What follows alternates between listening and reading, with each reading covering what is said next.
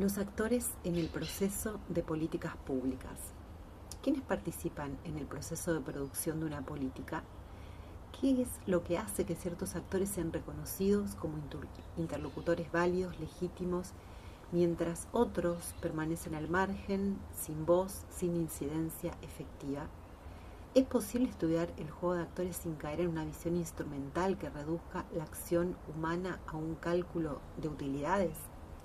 Estas preguntas no son meramente teóricas, tienen consecuencias directas para la forma en que analizamos, diseñamos, evaluamos políticas públicas. En la clase anterior abordamos la pregunta por los problemas públicos, cómo se construyen, cómo se inscriben en la agenda, qué marcos interpretativos organizan su percepción y definición. En esta clase tomaremos un paso adelante, o más bien daremos un paso hacia adentro del proceso para preguntarnos por quiénes son los actores que intervienen en ese proceso, cómo se los identifica, qué peso o relevancia tienen y con qué lógicas o racionalidades actúan. El hilo conductor de este recorrido es una convicción teórica y también ética, teórica y ética al mismo tiempo. El análisis de actores no puede reducirse a mapear quiénes tienen poder efectivo de incidencia, al menos desde mi perspectiva. Esa reducción, aunque pueda resultar cómoda, empuja sistemáticamente hacia afuera del cuadro a quienes más padecen los problemas y a quienes menos capacidad tienen de hacerse escuchar. Una perspectiva analítica, rigurosa y además comprometida con la dimensión democrática de las políticas públicas debe ir más allá de la relevancia fáctica e incorporar, consideramos, una relevancia analítica y política que incluya a quienes no tienen voz e incluso a quienes no llegan a constituirse como actores en sentido pleno. El recorrido que proponemos aquí se organiza en 4 grandes núcleos. El primero aborda la importancia del estudio de actores de políticas públicas y también explora o recorre algunos de sus principales recaudos críticos. El segundo núcleo de análisis aborda la conceptualización del actor como unidad de análisis y como sujeto a una situación. La cuestión de la relevancia y sus dimensiones es un tercer nudo que vamos a trabajar. Y finalmente, como cuarto nudo teórico, se propone aquí o se va a recorrer aquí el problema de la racionalidad, transitando velozmente desde la noción del Homo economicus hasta los aportes de Crosier y Filbert y la sociología pragmatista de Thevenot, un poco recuperando las discusiones o las perspectivas trabajadas el encuentro pasado. Cualquier análisis empírico de políticas públicas que pretenda ir más allá de la descripción formal de normas y procedimientos necesita preguntarse por los actores. Es una afirmación que hoy parece obvia, pero que representó en su momento una ruptura muy significativa respecto de las tradiciones jurídicos formalistas que dominaron el campo de estudio de las políticas públicas y de lo público durante muchas décadas. En los años 70 y 80 del pasado siglo, el campo de análisis de políticas públicas se consolidó, a partir de la convicción de que las instituciones y las normas no podían entenderse prescindiendo de los actores que las habitan, las interpretan, con frecuencia también la desvían, la subvierten, la transforman en función de sus propios intereses y estrategias. Esto lo dicen muchos autores, Subirats, Pressman, Bildavsky, Oslak y O'Donnell y muchos otros que ya hemos propuesto en este seminario. Esta orientación tiene consecuencias analíticas muy potentes. Permite, por un lado, comprender por qué políticas técnicamente bien diseñadas fracasan en la implementación, porque actores que poseen recursos de información clave resisten, bloquean, redireccionan las intervenciones, por ejemplo. Permite, por otro lado, entender cómo ciertas políticas producen efectos a veces redistributivos no declarados. Y esto puede ser porque el acceso diferencial a las arenas de decisión favorece sistemáticamente a ciertos actores en desmedro de otros. Permite también reconstruir la dimensión política del proceso. Las políticas no son simplemente respuestas técnicas a problemas objetivos. Son el resultado de interpretaciones entre actores con valores, intereses, interpretaciones distintas que negocian, disputan, chocan, pelean en torno a la definición de los problemas y a las soluciones posibles. Sin embargo, la centralidad del análisis de actores debe acompañarse de recaudos importantes que la literatura ha formulado con claridad. Me interesa fundamentalmente compartir con ustedes las posiciones y las contribuciones del politólogo italiano Gianfranco Pasquino. Este autor ofrece una de las críticas, entiendo yo, más pertinentes al uso irrestricto de la noción de actor en ciencia política y para el análisis de políticas públicas. Su argumento central es que la categoría de actor tiende a naturalizarse. Se asume que los actores son entidades preexistentes, con identidades fijas y preferencias estables, preexistentes, fijas, estables, que entran al proceso político como si ya estuvieran formados de antes de que se inicie ese proceso político. Esta imagen es engañosa. Los actores se constituyen en y a través de ese proceso político, del proceso político mismo.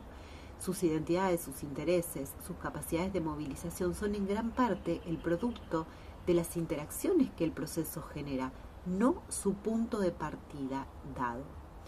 Estudiar actores sin atender a los procesos de constitución de esos actores es reproducir una ilusión de estabilidad que el proceso político permanentemente desmiente. No están siempre ahí los actores, independientemente de la política, la cuestión, el problema, la situación o la coyuntura. Pasquino advierte también contra lo que denomina el activismo de los actores, la tendencia a privilegiar en el análisis a quienes actúan de manera visible y organizada, dejando fuera los grupos que por carecer de recursos, organización, reconocimiento, no logran manifestarse en las arenas decisionales o en las arenas de políticas. Esta crítica es de una relevancia ética y analítica central. El mapa de actores que construye el analista tiende a reproducir muchas veces las asimetrías del sistema político, invisibilizando a quienes ya son invisibilizados por ese propio sistema. Un recaudo adicional que retoma y profundiza la advertencia de Pasquino tiene que ver con lo que podríamos llamar la tentación esencialista del análisis de los actores. La idea de que un actor es lo que es en sí mismo, independientemente del contexto. Esta idea es, entendemos analíticamente, infértil. Un actor no existe de manera abstracta. Existe en relación a un tema, a una situación, a un contexto, a otros actores.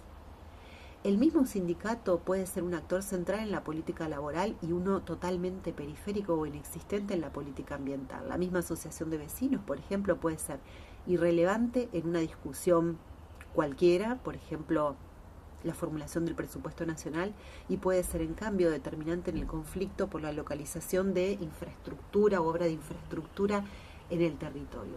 El actor no es una entidad fija, es una posición relacional que se define en cada arena específica y que puede variar a lo largo del ciclo de una política pública. Esta perspectiva relacional y contextual tiene implicancias directas para el análisis, obligan al analista a reconstruir el espacio de cada política, a identificar qué actores son pertinentes para ese problema y en ese momento y a resistir la tentación de importar, de copiar, de tomar acríticamente mapas de actores elaborados en otros contextos o en otras fases del proceso. Vamos ahora a meternos un poco con la conceptualización. ¿Cómo define la literatura al actor? Subirats retoma de Parsons la definición de actor como unidad mínima de acción dotada de sentido. En palabras del propio modelo analítico, un actor puede ser un individuo o un conjunto de individuos que, en lo concerniente a la política analizada, actúa con suficiente homogeneidad interna como para ser tratado como una sola unidad de análisis. Puede tratarse de una persona jurídica, por ejemplo, una empresa, una asociación, un sindicato o de un grupo social más difuso, agricultores, desempleados, personas en situación de calle, mujeres, niños. Lo que define al actor como unidad no es su naturaleza formal, sino su homogeneidad interna respecto a los valores e intereses que defiende y los objetivos que persigue en relación con una política analizada. Esta definición tiene una virtud analítica muy importante. Es relacional y contextual desde el inicio. No importa si el Ministerio de Salud es formalmente un actor, importa si en el proceso concreto que se analiza actúa con suficiente cohesión interna como para ser tratado como una unidad. Si existen divisiones interiores profundas sobre el problema y las soluciones, de posicionamiento sobre problemas y soluciones, el ministerio no será entonces un actor, sino un campo de disputa que alberga varios actores potenciales. Es decir, esa entidad en una situación puede ser un actor y en otra puede ser una multiplicidad de actores.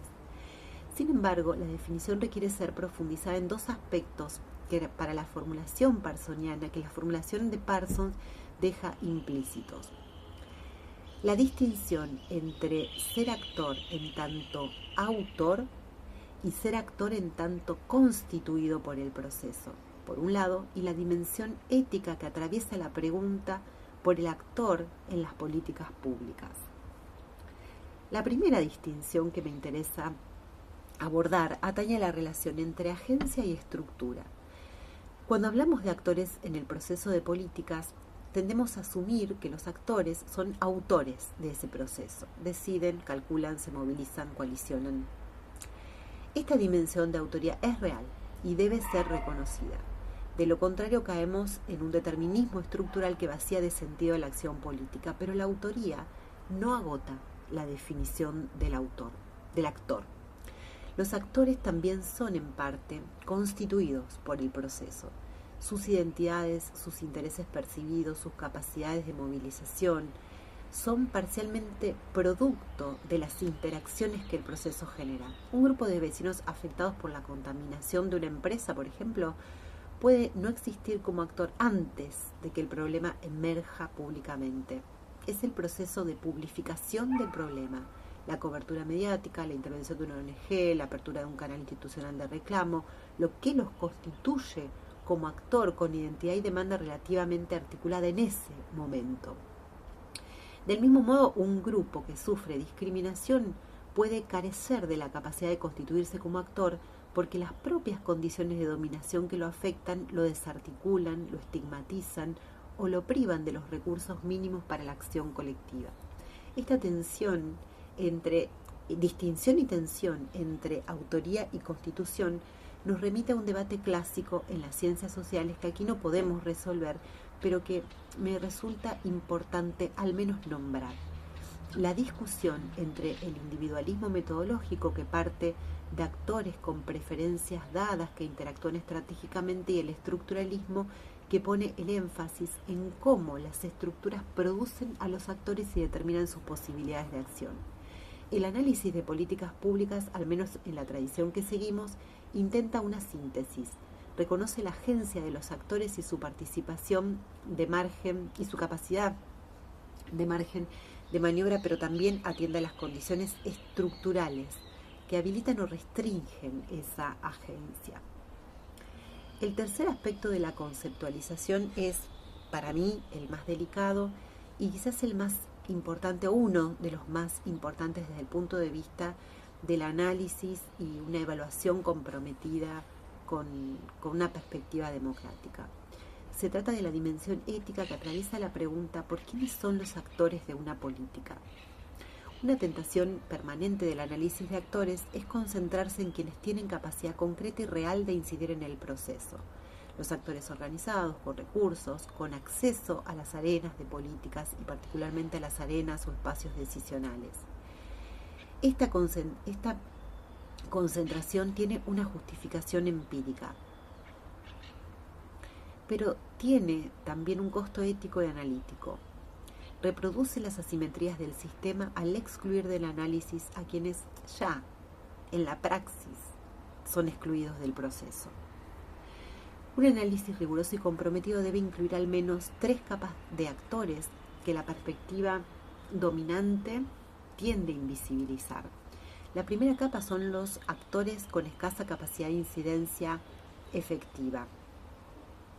Grupos afectados por el problema que la política pretende resolver, pero que carecen de organización, recursos, reconocimientos suficientes para hacer valer sus intereses en las arenas de políticas y en los espacios decisionales. Pueden estar formalmente reconocidos como beneficiarios de la política, pero su participación real en la definición del problema, en el diseño de las soluciones, es generalmente mínima o nula. Los usuarios de servicios públicos en contextos de alta desigualdad, los trabajadores informales, los migrantes indocumentados, las mujeres que atraviesan situaciones de violencia de género, las poblaciones rurales dispersas, todos estos grupos son actores del problema, pero rara vez actores del proceso. La segunda capa son los actores sin voz, grupos cuyos intereses están objetivamente en juego, pero que no logran articular una demanda pública ni hacerse reconocer como interlocutores.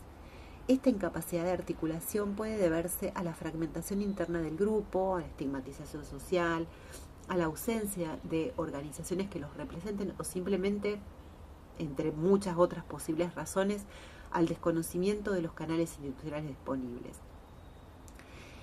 El análisis de Bachrach y Baratz sobre las no decisiones y la segunda cara del poder es, creo que aquí, analíticamente, teóricamente relevante o productiva. El poder no solo se ejerce cuando se toman decisiones, sino también cuando ciertas demandas son sistemáticamente impedidas de llegar a la agenda. La pregunta analítica no es solo quién participa, sino también quién está ausente y por qué. La tercera capa a la que me refería son los que podríamos llamar los no actores potenciales, grupos que ni siquiera llegan a constituirse como actores porque las condiciones de su existencia les impiden, y de la situación también, les impiden reconocer su situación como un problema susceptible de resolución colectiva y mucho menos movilizarse en torno a él. La distinción entre condición objetiva y problematización social que señalaban Oslak y O'Donnell es aquí pertinente. Hay grupos cuyas condiciones objetivas son gravísimas, pero que no logran problematizarlas porque carecen de los recursos del tipo que sea, cognitivos, relacionales, institucionales, prácticos, económicos, carecen de recursos. Incorporar esas tres capas al análisis no es un gesto voluntarista ni una concesión al activismo político, o quizás un poco sí. Es también una exigencia analítica. Si queremos entender por qué las políticas producen los efectos que producen, incluyendo sus efectos redistributivos no declarados y sus consecuencias sobre los más vulnerables, necesitamos mapear no solo a los actores con poder de incidencia, sino también a quienes padecen las consecuencias de la política sin haber participado en su diseño. Para la evaluación, esta ampliación del mapa de actores tiene consecuencias directas. Evaluar una política implica preguntarse si los grupos que debían beneficiarse efectivamente se beneficiaron, si sus perspectivas fueron incorporadas en el diseño y si los mecanismos de implementación los alcanzaron o los excluyeron. Un tercer tema que me interesaba explorar como núcleo analítico tiene que ver con la relevancia. ¿Quién cuenta y cuánto cuenta? Michel, Eigel y Good, retomados por Martins y Fontefilio, que es un texto que está disponible en el seminario, proponen medir la relevancia de un actor en el proceso político a partir de tres atributos: poder, legitimidad y urgencia. Lo decisivo no es solo que un actor posea estos atributos, sino en qué medida el proceso depende de ellos y cómo se combinan esos atributos. La combinación de los tres atributos genera una tipología de 7 tipos de actores agrupados en 3 categorías. Los actores latentes tienen solo uno de los atributos, los expectantes tienen 2 y los definitivos reúnen poder, legitimidad y urgencia al mismo tiempo, son quienes reclaman atención prioritaria en el sistema. El esquema tiene 3 virtudes analíticas principales. Es dinámico, porque la relevancia de un actor puede cambiar si adquiere o pierde algún atributo. Esos atributos también son de carácter relacional. Es operacionable porque puede aplicarse sistemáticamente a casos concretos, empíricos, y además captura bien la complejidad real de los procesos políticos donde poder, legitimidad y urgencia raramente se presentan de forma separada. Sin embargo, este esquema tiene para nosotros un límite importante que es necesario señalar. Es fundamentalmente descriptivo de la relevancia fáctica, es decir, de qué actores son percibidos como importantes por quienes toman decisiones en un momento dado. No ofrece criterios normativos para decidir quién debería ser relevante desde una perspectiva de justicia o de democratización del proceso. Esta limitación nos lleva a proponer una distinción entre tres dimensiones de la relevancia que el análisis de actores en políticas públicas podría manejar de manera simultánea. La relevancia fáctica es la que captura el esquema de Michel, Hegel y Wood. Refiere a la relevancia efectiva que ciertos actores tienen en el proceso, tal como se da empíricamente. Esta dimensión es indispensable para comprender cómo funciona el proceso, quiénes lo moldean de hecho y con qué recursos, ¿no? Es un abordaje descriptivo muy importante para comprender la dinámica de la política. La relevancia analítica, por otro lado, es la que el analista construye a partir de la teoría del problema. ¿Quiénes son los actores que desde el punto de vista de la hipótesis causal de la política están involucrados en la generación y padecimiento del problema que se pretende resolver? Esta relevancia analítica puede no coincidir con la fáctica. Hay actores objetivamente relevantes para el problema que son analíticamente invisibles en el proceso, precisamente porque carecen de los atributos de poder, legitimidad o urgencia que les permitirían reclamar atención. El triángulo de actores que propone Subirats, por un lado autoridades público-administrativas, por otro lado público-objetivos y por otro lado los beneficiarios finales, ese triángulo opera en esta clave analítica. No describe quién participa de hecho, sino quién está implicado en la estructura del problema y de la intervención. Por otro lado, finalmente, la relevancia política o normativa es la que se define desde criterios de justicia, democratización o inclusión, es decir, de principios axiológicos de la vida política. ¿Quiénes deberían ser incorporados al proceso para que la política sea más legítima, más justa, más eficaz en la atención de las necesidades de los más vulnerables? Esta dimensión supera el análisis descriptivo y entra en el territorio de la evaluación crítica y el diseño institucional. Implica preguntarse no solo quién participa, sino también quiénes deberían participar y qué transformaciones institucionales y relacionales, políticas, serían necesarias para que esa participación sea posible. Vamos a abordar ahora, para ir cerrando ya esta sesión, el problema de la racionalidad de los actores. La pregunta por los actores conduce inevitablemente a la pregunta por la racionalidad. Esto es, ¿con qué lógica actúan los actores en el proceso de política? La primera y más extendida respuesta en la economía neoclásica y en las teorías del public choice es la del homo economicus, un actor perfectamente racional, completamente informado, que maximiza su utilidad individual a través de un cálculo estratégico de costos y de beneficios. Esta imagen tiene una coherencia formal muy atractiva y produce teorías con alto poder predictivo en ciertos contextos y bajo ciertos postulados. Sin embargo, su aplicación al análisis de políticas públicas ha recibido severas críticas, consistentes críticas, desde múltiples perspectivas. En primer lugar, el supuesto de información perfecta es empíricamente insostenible en la mayoría de los contextos relevantes para las políticas públicas. Los actores toman decisiones en condiciones de incertidumbre, información parcial y limitaciones cognitivas que hacen imposible el cálculo absoluto, exhaustivo de alternativas que el modelo presupone. Esteves señala que el problema de la información imperfecta no es un dato menor. No todas las personas llegan a las mismas conclusiones aún disponiendo de la misma información Y además, los costos de obtener información confiable sobre las políticas públicas son frecuentemente prohibitivos para los actores no especializados. En segundo lugar, el supuesto de que los actores maximizan exclusivamente su utilidad individual ignora la abundante evidencia empírica de que los actores también actúan por valores, por compromisos normativos, por lealtades, por emociones, por afecto. Max Weber ya distinguía entre la racionalidad teleológica, orientada a fines instrumentales, y la racionalidad axiológica, orientadas a valores que el actor considera intrínsecamente valiosos. Esta distinción sigue siendo fundamental para el análisis de actores en políticas públicas. Un funcionario puede actuar a la vez por interés propio y por compromiso genuino con el interés público. Un dirigente sindical puede negociar salarios y al mismo tiempo defender principios que considera irrenunciables, aunque resulte costoso en términos de concesiones inmediatas. Y así podemos seguir al infinito dando ejemplos.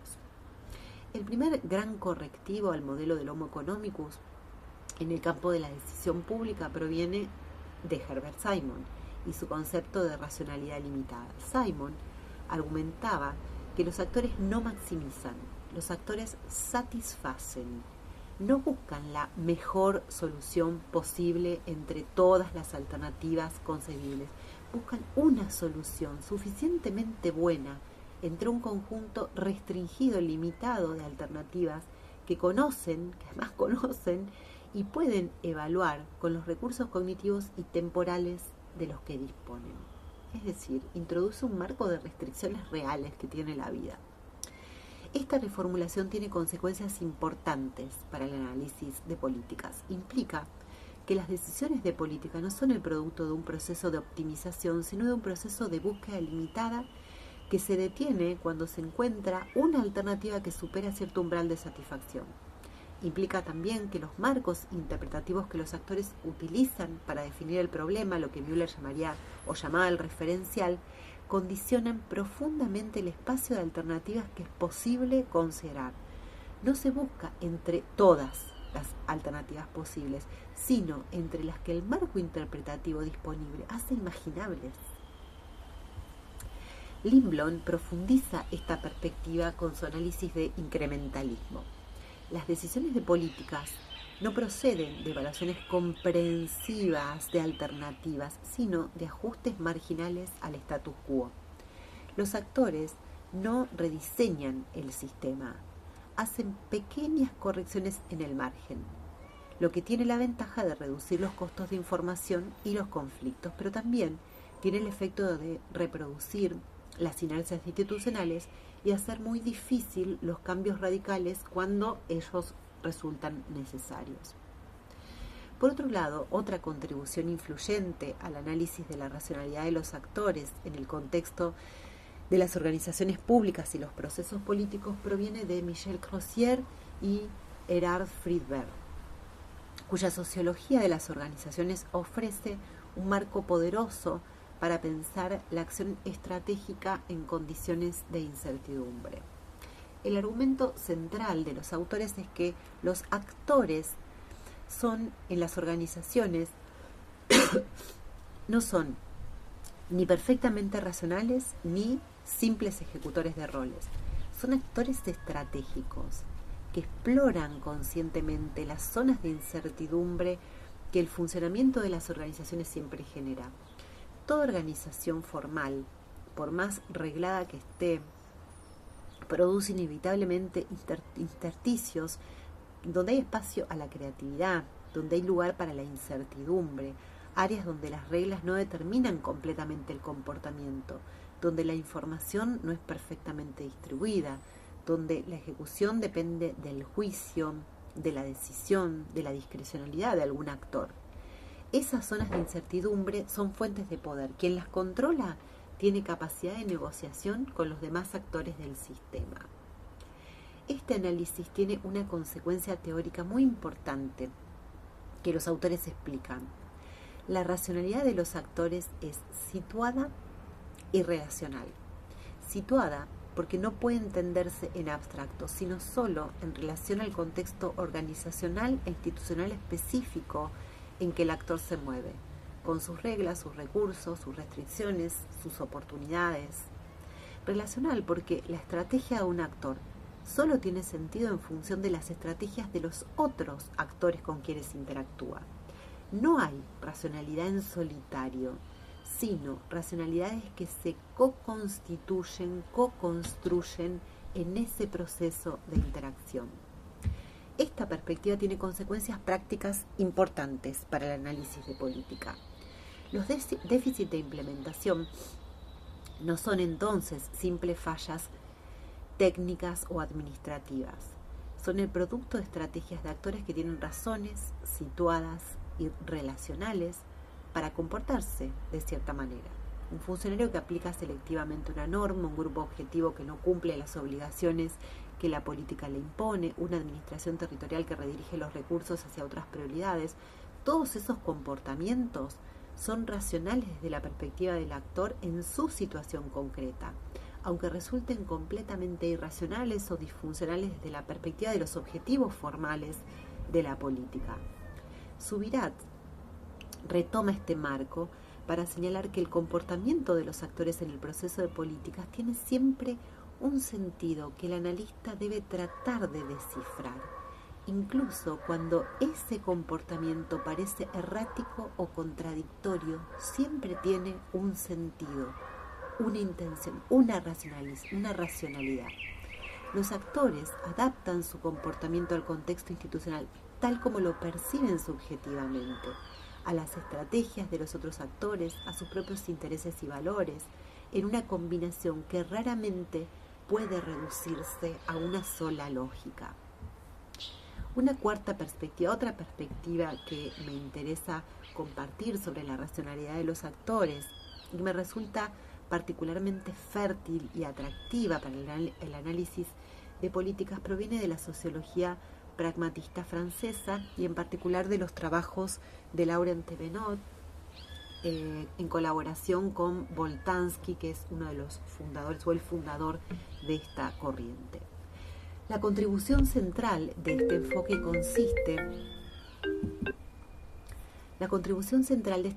consiste en descifrar la idea de que los actores actúan desde un único registro de racionalidad o desde un único principio de justificación. Boltanski y Thévenot proponen que los actores disponen de múltiples gramáticas de la acción o regímenes de justificación, lo que llaman órdenes de grandeza moral, que movilizan según las situaciones. En una situación de mercado predomina, dicen ellos, la lógica del interés y el precio. En una situación cívica predomina la lógica del interés general y la igualdad. En una situación doméstica predomina la lógica de la confianza y la lealtad personal. En una situación técnica predomina la lógica de la eficiencia y la experticia. Los actores en el proceso de políticas no actúan siempre desde el mismo registro. Negocian, traducen, a veces confrontan estas diferentes gramáticas cuando se encuentran en situaciones que las movilizan de manera distinta. Esta perspectiva tiene consecuencias analíticas importantes para el estudio de los conflictos, particularmente de los conflictos de políticas. Muchos conflictos no son solo conflictos de intereses, en el sentido de que distintos actores tienen preferencias opuestas sobre los resultados, sino conflictos de registro o de gramática. Actores que evalúan la misma situación desde principios de justificación incompatibles unos con otros. Una disputa sobre una política ambiental, por ejemplo, puede enfrentar actores que razonan desde una lógica de mercado, costos y beneficios, precio del carbono, con actores que se paran desde una lógica cívica, el ambiente como bien común que no puede ser mercantilizado, con otros actores que razonan desde una lógica doméstica, la tierra como herencia familiar y cultural, que no puede reducirse a un indicador económico. El conflicto no se resuelve simplemente calculando la utilidad de cada parte. Requiere una traducción entre registros que a veces es posible y otras veces no es posible. Thévenot desarrolla también el concepto de regímenes de grandeza o de compromiso. La forma en que los actores se relacionan prácticamente con el mundo, no solo a través del cálculo o la justificación verbal, sino también a través de la familiarización, el conocimiento práctico, corporal, tácito, que se adquiere a través de la experiencia directa con las cosas y las personas. Esta dimensión pragmática y experiencial de la acción es especialmente relevante para entender por qué ciertos actores, aunque carezcan de recursos formales de poder, poseen formas de conocimiento situado sobre el territorio, sobre las prácticas, sobre las necesidades concretas de una población que son irreemplazables para el diseño e implementación de políticas efectivas y justas. El enfoque de Thevenot conecta con el pragmatismo de Dewey que revisamos en la clase anterior a través de Cephai. En ambos casos se trata de reconocer que la experiencia vivida es una fuente legítima de conocimiento político que los marcos tecnocráticos y los modelos de racionalidad formal tienden a devaluar e ignorar. Y unas palabras para el cierre. El recorrido propuesto en esta clase permite volver a la pregunta inicial desde un ángulo un poco más complejo y matizado de lo que podíamos pensar inicialmente. ¿Quiénes participan en el proceso de producción de una política pública?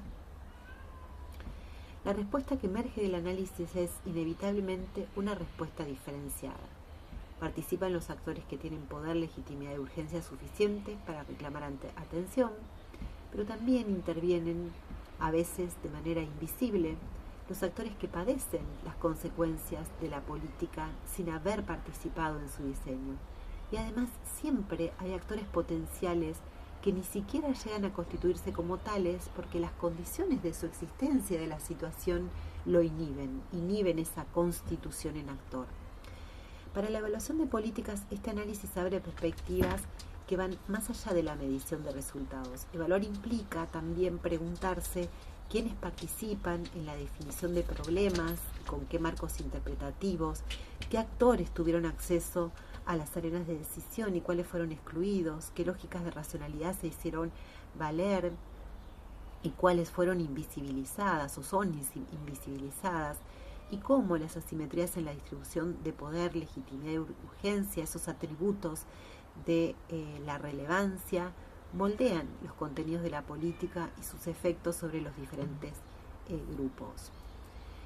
Un análisis o una evaluación que solo trabaje con la relevancia fáctica, que solo atienda a los actores que efectivamente participan e inciden, tiende a reproducir las asimetrías del sistema político y a legitimar ex post las exclusiones que el proceso produjo.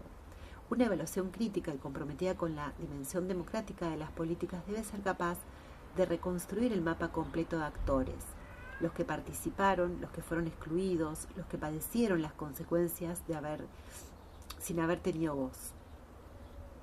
Solo desde esta perspectiva amplia es posible formular juicios de valor sobre la pertinencia, la equidad y la legitimidad de las políticas que evaluamos.